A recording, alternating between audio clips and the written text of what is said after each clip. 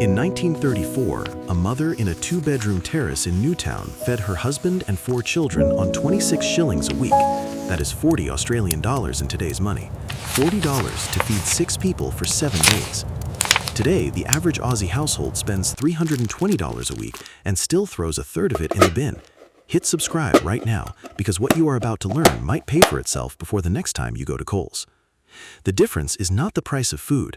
The difference is the knowledge. Number 11 on this list will save you $40 a month on its own. Number 3 turns something you are throwing in the rubbish bin into a meal that costs nothing. And number 1 is the trick that ties every single one of these together, the one your great-grandmother did automatically and the one nobody teaches anymore. Every one of those 4 kids in that Newtown terrace made it to school with a packed lunch and a piece of fruit in their pocket. These 25 kitchen tricks will save the average Aussie family between $150 and $300 a month, depending on how many you actually use. Not theoretical savings, not lifestyle blog savings, real savings. The grocery bill goes down by the end of the first month if you do 4 or 5 of them properly, and your food starts tasting better at the same time. Let us count down the 25 old Aussie kitchen tricks that save you $200 a month. Number 25. The Sunday roast carcass that feeds you for 5 days. Your great-grandmother bought 1 chicken on Saturday and made 5 meals out of it. Sunday was roast chicken with potatoes and gravy. Monday was chicken sandwiches with the cold breast meat. Tuesday was chicken curry with the brown leg meat. Wednesday, she put the carcass in a stock pot with carrot, onion, celery tops, and a bay leaf, and simmered it for 4 hours into the richest chicken stock you have ever tasted.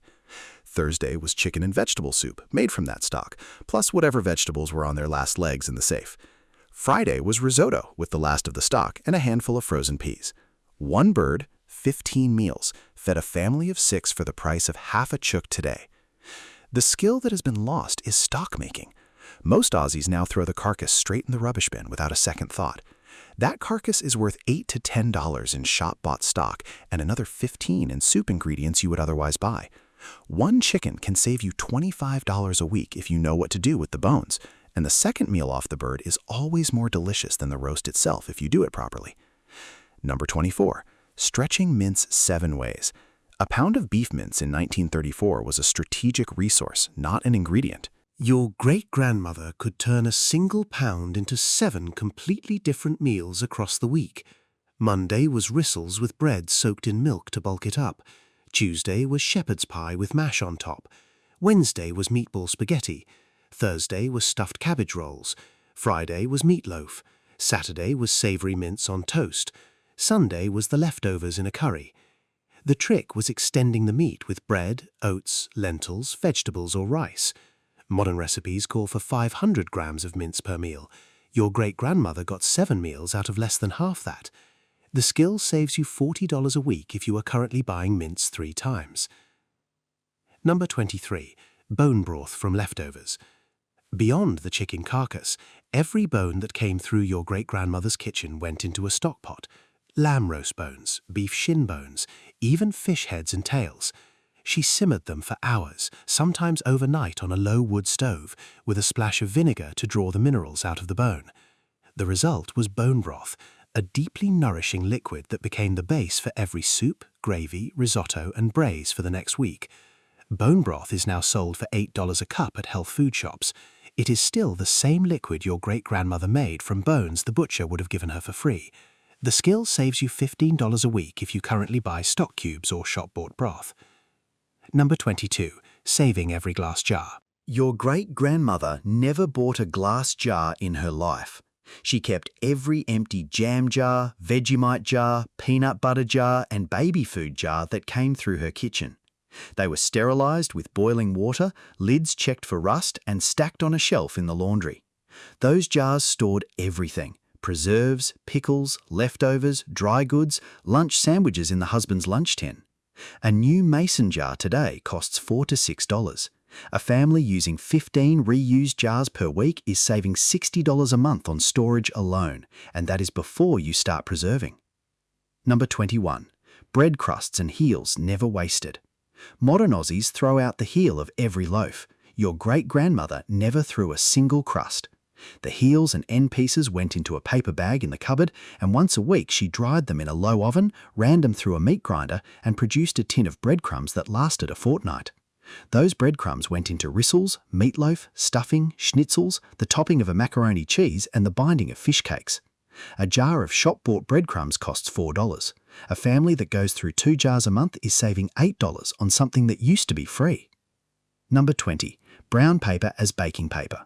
Before greaseproof and baking paper appeared in supermarkets, your great-grandmother lined her cake tins and biscuit trays with brown paper from the butcher's parcel. She kept every sheet that came home wrapped around mince or chops, smoothed it flat, and stored it in a drawer. A roll of baking paper today costs $6. A household that uses 1 roll a month is paying $72 a year for something the butcher used to give away for free with the meat. Number 19. The string winder. Every Aussie kitchen in 1934 had a small wooden winder on a hook beside the door. Every piece of string that came through the house, tied around a parcel, around a ham bone, around a bunch of asparagus, was untied carefully and wound onto the winder. That string was then reused to tie up tomato plants, truss a chicken, hang washing, or wrap a school lunch. A ball of kitchen string today costs $8.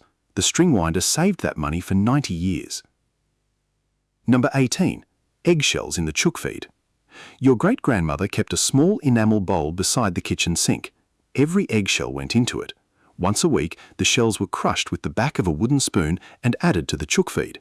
The calcium went straight back into the next batch of eggs the chooks laid, hardening the shells and reducing the need for shop-bought layer pellets. A bag of layer pellets costs about $30. A family with a small flock that supplements with eggshells extends each bag by about a fortnight, saving $40 a month. If you do not keep chooks, the crushed shells go into the garden as slow-release calcium for tomatoes. And number 1 is the trick that ties every single one of these together. Number 17. Diluting milk with water. This one will sound strange to modern use, but every Depression-era Aussie household with kids did it. Your great-grandmother added 1/3 of a cup of water to every cup of full cream milk before it went into the children's drinking glasses. The milk was still nourishing, the kids did not notice the difference, and 1 bottle of milk lasted 30% longer. A family of 4 currently spending $28 a week on milk is saving $40 a month with this single trick. Modern milk is so processed and homogenized that the dilution is barely perceptible. Your great-grandmother knew this when nobody else did. Number 16. Making your own yogurt from 1 tablespoon. A tub of natural yogurt at Coles costs $6 and lasts a week. 1 tablespoon of that yogurt mixed with a litre of warm milk and left in a warm place overnight produces a full litre of fresh yogurt the next morning. Your great-grandmother made it in a thermos or in a stoneware crock wrapped in a tea towel and set on top of the wood stove overnight. The bacterial culture multiplies itself indefinitely. 1 tub of starter from the shop is the only purchase you ever need to make.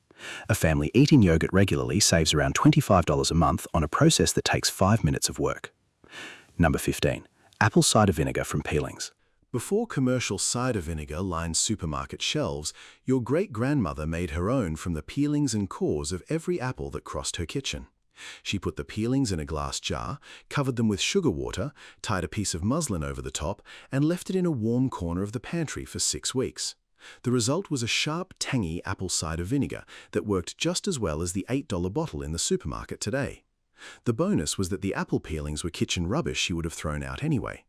A family using cider vinegar for cooking, salad dressings and cleaning is saving $20 a month on what used to be made from scraps. Number 14. The kitchen herb garden in jam tins. Every Aussie kitchen in 1934 had a row of empty jam tins on the kitchen windowsill, each one growing parsley, mint, basil, oregano or chives.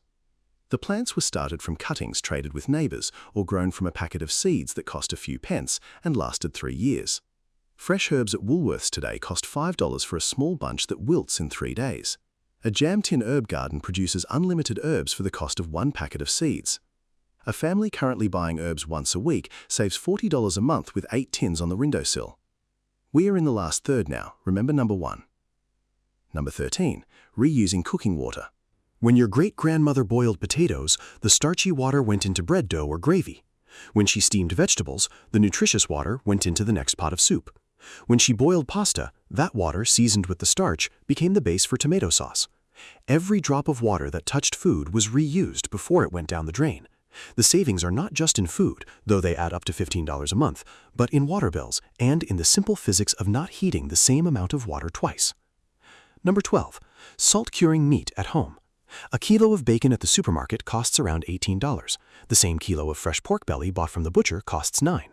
Your great-grandmother bought the pork belly, rubbed it with a mixture of salt, brown sugar, and a few crushed peppercorns, wrapped it in muslin, and hung it in a cool corner of the pantry for 2 weeks.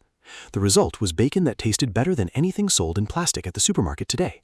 A family eating bacon weekly saves around $40 a month with this trick. Salt curing is not difficult, not dangerous, and not regulated for personal use. The skill has simply been lost.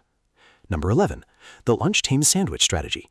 Your great-grandfather went to work every morning with a lunch tin packed by your great-grandmother. Inside it was a sandwich made from yesterday's bread, a piece of fruit from the backyard, a small piece of cheese or cold meat, and sometimes a slice of cake. The sandwiches followed a rigid weekly rotation that used up every single thing in the pantry before it could go off. Monday was leftover roast on bread. Tuesday was egg and lettuce. Wednesday was Vegemite and cheese. Thursday was tinned salmon and cucumber. Friday was last of the cold meats and a pickle. The shop lunch costs the average Aussie worker $15 to $20 a day. A packed lunch costs $3. The savings are $70 a week, which is the single biggest line item on this entire list. $300 a month just from packing lunch. Number 10. Powdered milk for baking. Your great-grandmother kept a tin of powdered milk in the pantry for baking, scones, custard, and white sauces. Powdered milk costs a quarter of fresh milk per litre when reconstituted, and it stores for years. Modern Aussies use fresh milk for everything, including the cake they bake on Saturday afternoon.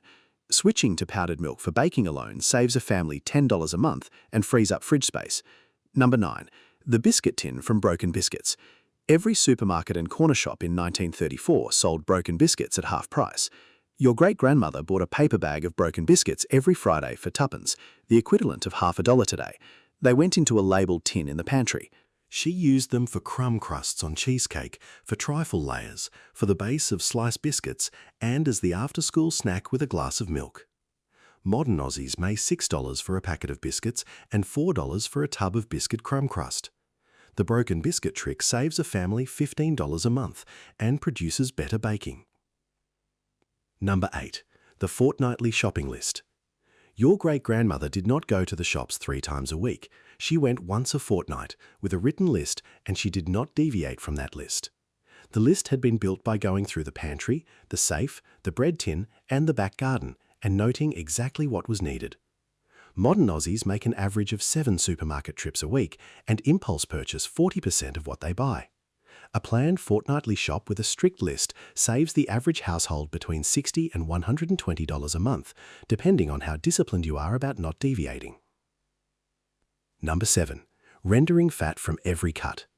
Beyond the dripping tin we covered before, your great-grandmother rendered fat from every fatty offcut that came through her kitchen.